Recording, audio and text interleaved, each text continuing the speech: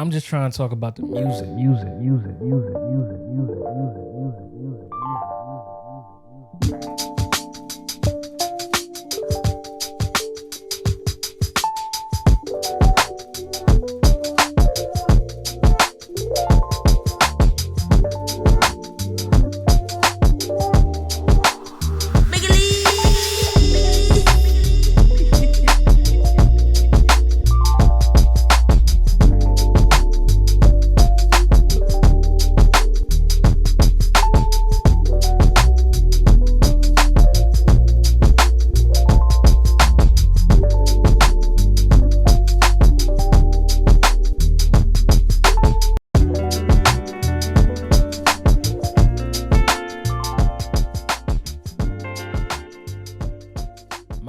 Mic check, 1 2. Yo, what's good, y'all? This is Ellis from Soletracks on the Soletracks podcast. Back with another album review today, man. Today we are reviewing one of my favorite rappers ever. You know what I'm saying? One of the guys that I constantly just keep in the rotation. I'm always just like exploring his wordplay, his metaphors. And like whenever I'm playing this guy, honestly, he's one of my favorite rappers. And if I'm playing him at the moment, he's probably my favorite rapper. I'm talking about Chicago's own Mick Jenkins. Dropped a new album, and what the fuck are we gonna do? We're gonna talk about it because there's nothing else to do but talk about it. You feel me? So we're gonna get straight into this joint, man. At this point, Mick Jenkins has settled into his place in the rap game as an eccentric, versatile rapper with a special emphasis on thought provoking and clever lyrics. He made his first splash in the game with his mixtape, The Waters. No pun intended. That you gotta give me props though. That was you ain't expect that one. This album is one of my favorite mixtapes ever, man. I think many people regard this mixtape as a classic in its time, and the mixtape when it came out, it kind of served as a central theme for the topics that he kind of covered and the different things that he went to and kept bringing up throughout the project. The waters basically was a metaphor for truth. Whenever he would bring up the waters throughout the mixtape, he's basically talking about revealing the true nature of life, and he just kept it so sharp with his lyricism, and he effortlessly like just weaved in this symbolism and these metaphors referencing the waters. The delivery that he had on these tracks were unrelentless. He had like a bunch of different flows and pockets that he was able to get in here, and I just think the concept was just super vivid. And it also introduced some of the artists that I love today, like No Name, John Doe. It also had an early Joey Badass on there. And yeah, like the mixtape is just so good, man. It's timeless. Tracks like The Waters, Healer, THC, those tracks are like still in my rotation. And he also had like some really like nice, just straight up boom bap rap tracks like Jerome on here, jazz. The dude just he just went in so many different avenues here, and I think this is just a really good, versatile mixtape that honestly played more like an album to me. And he continued to push his sound on his upcoming projects after that, like the Waves EP, and also on his debut album, The Healing Component. And those projects featured him exploring with some electronic sounds, dance, even jazz vibes on there as well. And I just loved the versatility that this guy had. It showed that he wasn't really be able to be put in one box. And I thought it was impressive. After that, he kind of simplified his sound a little bit. He went for more of like jazz rap sounds or just like traditional laid back sample based tracks. And this was evident on albums like Pieces of a Man. And this was more of a reflective project. The tone of this project was probably his smoothest to date. Yet it had some of my favorite tracks of his, like Ghost and Plain Clothes. And The Circus and Elephant in the Room were some albums that came after that. And they feature a slightly more focused and concise set of tracks from Mick. But it also has some highlights on there as well, like Truffles and Carefree. But I do think that they lack that explorative nature of his earlier projects. But as a fan of his, I've pretty much liked every drop. And I think each album has a lot that you can pull from it. And I just think Mick has some of the best replay value throughout his discography. He just makes some pretty timeless music in my opinion. But a recent Q&A that he did for this album put things more into perspective for me. Gave me a little bit more insight. He said that the last 5 years he wasn't really trying his best or putting his full effort into the music. And now I thought he was like crazy when he said that. But I can see where he's coming from. Pieces of a Man marked the start of a Mick Jenkins that was more laid back. While it was still artistic and highly capable, you don't hear that super hungry rapper that appeared on the Waters or Waves EP. While it sounds amazing regardless, in my opinion, these projects just don't have that explorative atmospheric soundscape that featured on his previous works. And Mick blamed this on his label situation. He said that it was making him not want to put his, full effort into the music because he was being held back. But now that deal that he was in is over, it's done. He's out of it. He's got creative and financial freedom when it comes to music, and I think it fucking shows on this new album. When you hear an album title like The Patience, I would say it's safe to assume you would think that the album is probably going to have like this reflective nature about it and about healing your trauma or some shit like that. But when you look at the album cover, it's a different meaning. Mick looks visually frustrated here, and he looks like he's about to fucking lose it. And when you press play, you hear a man about to fucking lose it, or losing it, I should say. The Waters was an explorative, enlightening trip into life's true meaning. The healing component was a sporadic uncovering of the facets of love. Pieces of a Man was a refined, elemental cool that reflected on Mick's personal traits, but The Patience is the unrelentless, boiling point of razor sharp lyricism that demands all of us to pay attention to the premise that Mick is just better. I always loved Mick's ability to relay his emotions, and at points in his career, he's shown his hyper aggression on certain tracks like Jerome off of the Waters tape, and P's and Q's is also a good one that has like a little bit more of an aggressive nature to it. That's off of the Waves EP. But these styles were just flashes in a pan for Mick. He would do it every once in a while. He always gave off like a certain element of cool, but here Mick is displaying 30 minutes of firepower. Okay. The album opens up with these super grandiose sounds on Michelin Star, and Mick wastes like 10 seconds before he just starts attacking the beat altogether. The grand sounding pianos open up with some nice drums that set the tone for this assertiveness. And it just sounded like something like Jay-Z or Rick Ross would rap over in like 2008 or some shit. Vicious delivery, bar for bar. He's just on 10 here, and I fucking love it. Mick, he just talks with such a tenacity here, almost has like this growl to his speech. And the track just feels like a big entrance into this world of bars. And not only were the bars great on here, I just loved how grand this instrumental was. It just sounded like such a big moment. He comes in straight off the joint. Hey, speakers knocked, but I don't get it on my lonely. Lighters up, I gotta burn one for the homies that forever stayed. Down since the only island that we seen was stony, waddy, murky. That joint felt more like the Everglades. And right there, you kind of get just like a taste of like the energy that he's on there. You know what I'm saying? Like he's comes from a place where it's not beautiful, and I feel like his delivery, like it's not supposed to be taken, lightly. Like, oh, this guy has something to fucking say. You know what I'm saying? I love the bar when he said, these niggas gonna bear witness of Michelin star, could see it this far. Back when a nigga was line cooking, I'm sous chefing these days, proofreading these plates with a fine tooth comb, won't find a line crooked, still casting lines. Now I'm hooking big fish out these waves.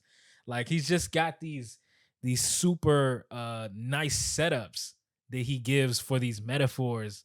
And I could just see the picture painted so well. And I just feel like the delivery just makes everything feel so much more just serious and in your face. And I think the main theme on this album is that Mick is he's just better. And he's tired of the idea of competition. There's like no overarching concept or intricate Easter eggs to unpack here. Mick just sees right through his competition and he picks apart the flaws throughout the whole album. And I think this is pretty evident on songs like Show and Tell, where you hear Mick asking for proof, basically. He says, y'all gonna have to show me, and I'm gonna have to show these niggas. He even opens up the song saying it's 1 degree of separation.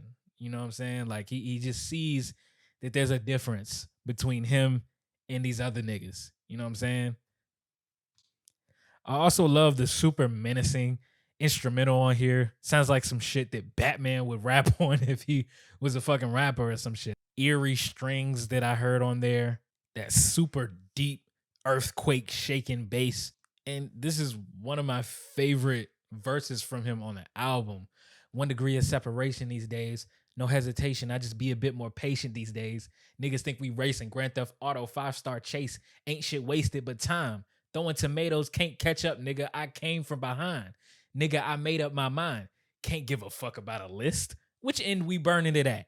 Loading up magazines like where the real journalists at. Opinions quickly turn into trash, we flipping the page. Penny save, money aged like grapes, nigga, we getting fermented bags. Tell them I stay on my grind like I had permanent fronts. Say they kill multiple games, AAU tournament stunts. I'm turning me up. Been low key as fuck. Whole Foods in the hood just started opening up. Copious smoke coming out. Blunt as the dope rolling up. Sugar coats just a faux pas. Know the truth, won't give a fuck. I'ma have to show these niggas I can't tell them shit. Too much talking and you selling like you selling shit. You know what I'm saying? Like when I start just literally just rapping the verse as the podcast, that's how you know like I don't really have much to say. Like just listen to what he said. You know what I'm saying? I just love the connection that he's able to make with, you know, these certain things to just make the metaphors hit so hard. You know, I love the throwing tomatoes, can't catch up, nigga. I came from behind line. The Whole Foods in the hood just started opening up, copious smoke coming out. Like the wordplay and just how he's able to rhyme words is crazy. You know what I'm saying? Like sometimes when somebody raps, you just gotta appreciate how well they rap. And I don't mean like literally just saying words. I mean listening to how they connect rhymes and the words that they choose to go in it. You know, that's how you know you love rap, when you're just like looking at the art of it type shit. And 2 tracks in, I'm like, okay, this is fucking crazy. But it gets even more crazy with Sitting Ducks, the 3rd track on here featuring Benny the Butcher. And Mick's verse is even more scolding. Ain't no stopping me. I'm above, can't we apostrophes. Seen all sides and all I see is isosceles. Pyramid schemes and the atrocities they causing, ain't no pausing. Ain't enough gauze in the holes in your logic. The optics work like an oxtail and everything's gravy, you crazy. Roll up the flour, these niggas keep pushing up daisies. Pour up some cognac, I'm holding a bottleneck lazy. Boiling back in my seat, black on my teeth. Activated charcoal poison back in the streets. Acclimated, Hartley just charged up. Batteries is aggravated, tell them they can't spar with us. Like, dude is just, whoa. He sounds just fucking vicious on here. He sounds like a fucking hyena. And you don't hear that aggression every day. You know what I'm saying? Like you turn on a trap song, and I think when you turn on some of these, say like a Nardo Wick, you know, somebody, or a 21 Savage, just like people who give off those menacing vibes in their music.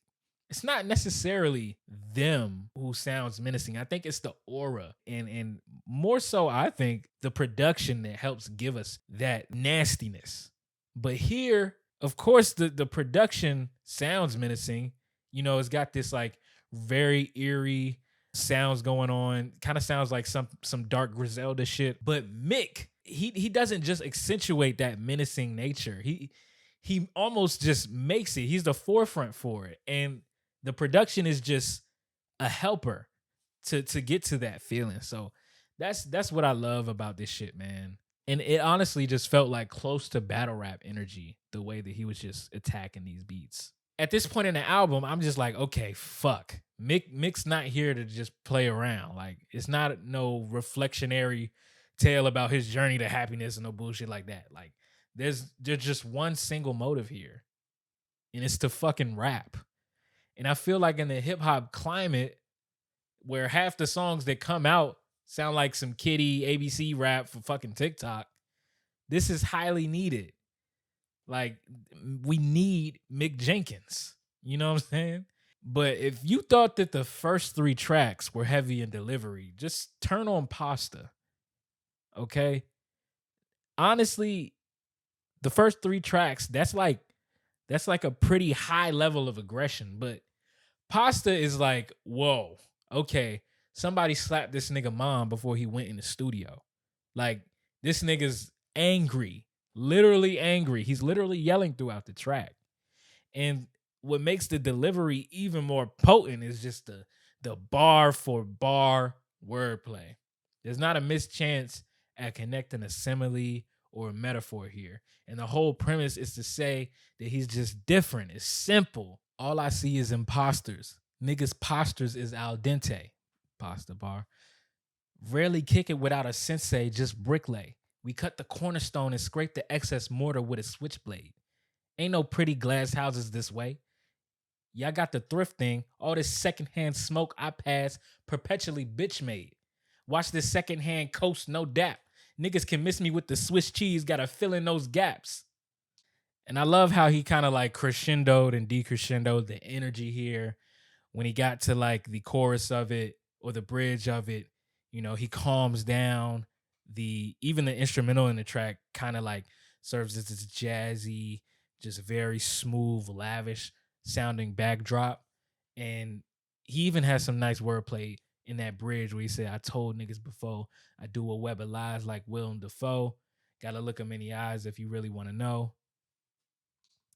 And on the second verse here, Mick is just like, he's just not, he's not happy with the competition. He just hates these niggas. It's always these niggas that he hates. He says these niggas shapeshift. They make scenes. They like to act. This shit don't make sense. Playwrights. These motherfuckers is on stages. I'm on the 50. I got a Heisman trophy with me. Stiff arm in my dickies. Rubber boots, this shit gets slippery. I'm in no Bottega, a noble savage. I don't want betas in my circle. Omega Psi, I got a couple dogs this purple. You never know who with me. Shit get thick on this side. All the growth been inside. I taught your roach and let the tents rise. Like he's really there. He's really there with the bar for bar delivery. And the delivery is just so visceral and vicious. It's crazy. And yes, the delivery from Mick, the lyricism from Mick are probably the biggest highlights on this album. But I think production wise, it's a star too. It keeps things simple, but they play a pretty effective part of Mick getting his feelings across. Of course, when you come in with such a menacing delivery, you want to have some dark Batman sounding shit behind you, right? And that's true for songs like Show and Tell, Pasta. But a lot of this album seems Mick contrast between these smooth, jazzy, lavish sounding boom bap tracks, like on Smoke Break Dance. The instrumental here is pretty smooth. It's probably as smooth as something they could go on a Pieces of a Man project. Almost reminded me of something like Isaiah Rashad will rap on. But the difference lies in his fast-paced flow, and it kind of mimics the hi-hats here. I love when Mick goes with this jazz rap feel. I feel like he sounds the best on these type of beats. On this one, you got this upright bass playing, and the song theme is about, smoking to get away from, the vices of life, kind of like an escapism theme going on. And the instrumental matches that energy pretty well. It feels very smoky, very cool. Like, sounds like some shit that you would like hear being played in like some 1940s or 50s bar or some shit like that where everybody's smoking inside type shit. I love the chorus on here. I keep rolling up. We blowing down, we blowing up. Hot air in me, we going up. Still is no feet going up, fees going up, weed pouring up, weed throwing up, gang signs, trees going up in flames, final forest fire every time I smoke break. Like, damn, Mick is really just attacking these beats, even when they're super laid back. Even on a song like Farm to Table, which featured this slower paced beat, but it sounded like a very lavish, expensive sounding instrumental here with those strings going on in the background. But even with that super smooth, lavish sounding instrumental, Mick comes on here, hey, bad bitch on my arm, and she's no bitch.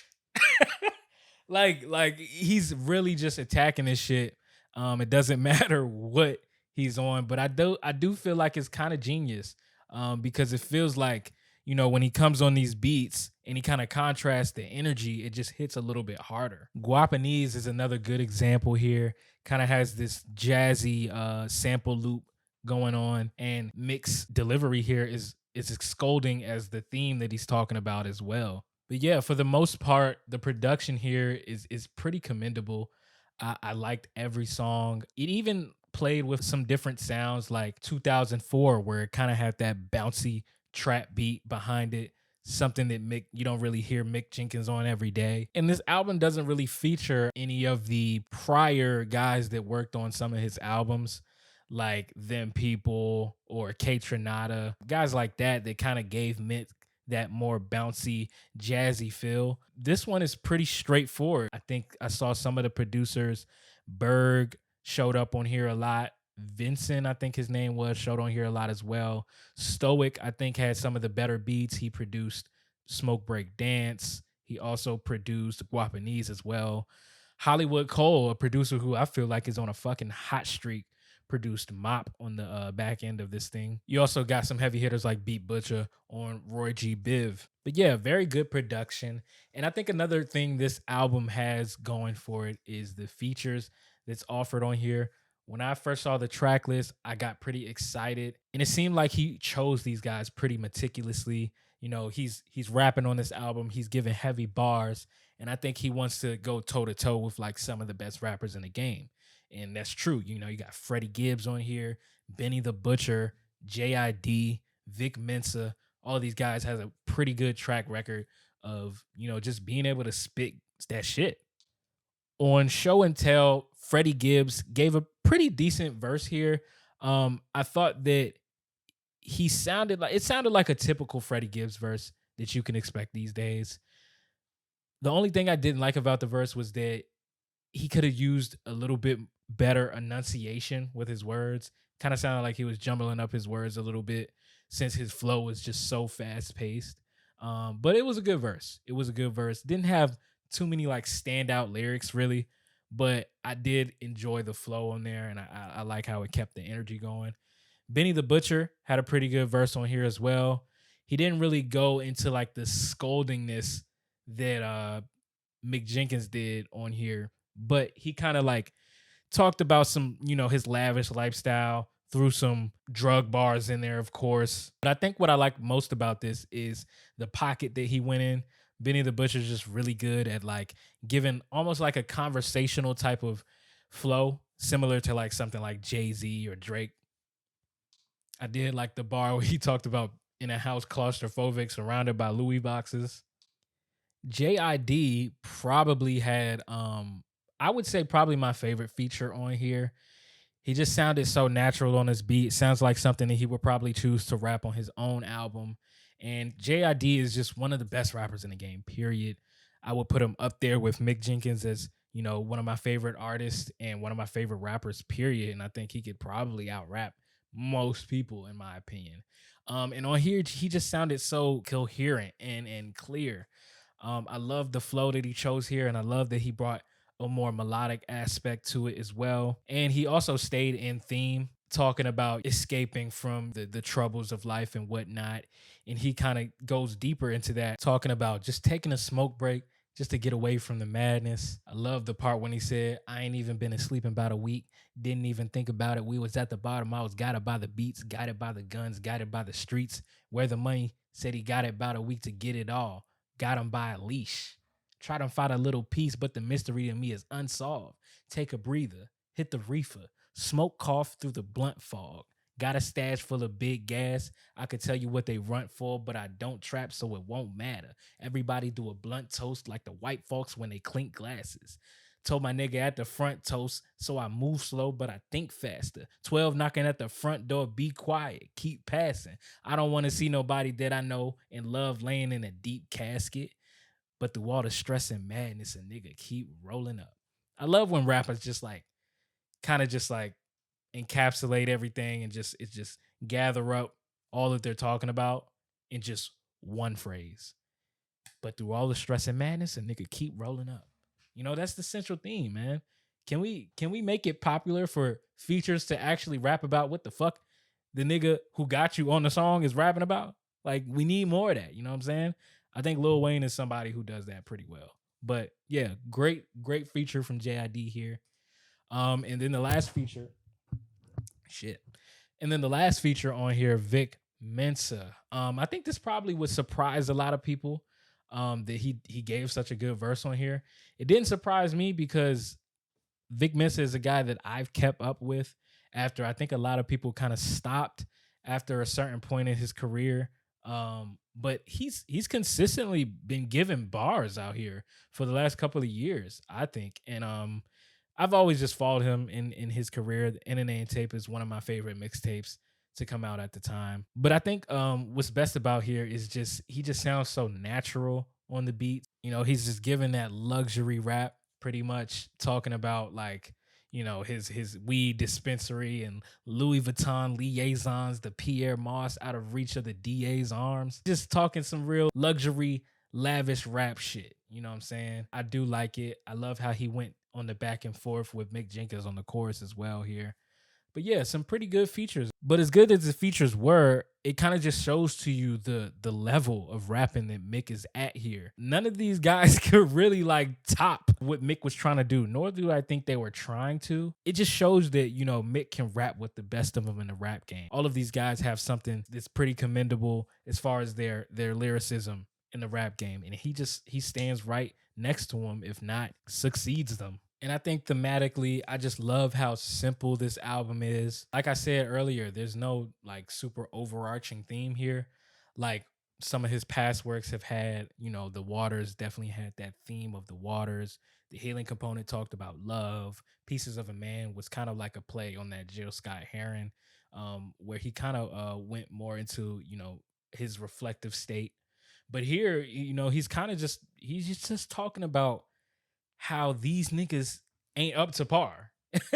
He's calling out the flaws of everybody. Guapanese is one of my favorite themes on here. This is a track where he talks about money and how people value money so much and how it kind of just makes them empty. I love when he said, all these niggas ever really talk about is money. I think all these niggas got to talk about is money. His man's locked up. He can't bond him out. It's funny. God forbid they chalk him out and find out it's no money. It's a stack of ones just like them, and they hide behind the 20. Come outside. Ain't nobody finna jump you. Gave us conclusions we didn't even have to jump to. I know that could just stop, but somebody else punked you. It just calling everybody's bluff. You know what I'm saying? I just love that he's able to dive into that introspection like that. And it's just so scolding. Smoke Break Dance was another one that had a pretty good theme where he talks about just escapism, from the bullshit of the world. He just keeps rolling up. And I think one of the cooler, more fun, laid back tracks was Roy G. Biv, where Mick kind of just goes on this play of the colors of the rainbow, hence the name Roy G. Biv. And throughout the whole song, he's kind of just giving you bars that tie in themes of colors. On the second verse, he says, it's a whole lot of green, all kind of green in this bitch. I understand why I infatuate. You could be in limelights too. All you got to do is exaggerate. Smoking on something chartreuse. I guess to a nigga tend to oversaturate with this hue. See blue faces and jaded eyes and olive branches and blatant lies. You can get this too. Yeah, this is just a pretty cool track there. And yeah, I think Mick keeps it pretty simple. And I just like the effectiveness of the simpleness here. The only thing about this album that has a vice, I think, is just the length of it. Some of the best songs like Pasta, 2004, and the intro, Michelin Star, they barely even clock in at 2 minutes. And the project itself doesn't reach 30 minutes. But there's a whole lot of punch in the short stature of this album. And I guess you could chalk it up to it's not how long you do it, but it's what you do in that time type of situation. With that being said, this album feels more like a start to a new chapter for Mick's career. And I think he's ready to revitalize like the creativity and spark a new fire that's similar to past projects like The Waters or The Healing Component or Waves EP. And I think that it's got me excited more for what's to come rather than what the project actually gave me. and that's a good thing. I would give this album an 85 out of 100. It's a short project, but it packs a lot of punch. Top of the line, consistent wordplay, lush production, nice features. Just a great listen. Thank you guys for listening, watching, whatever you stream this on. Thanks for tuning in. This has been Mick Jenkins' album review of the album Patience. Thank you guys for tuning in again. I will be back. This is Soletracks. Thanks. Peace.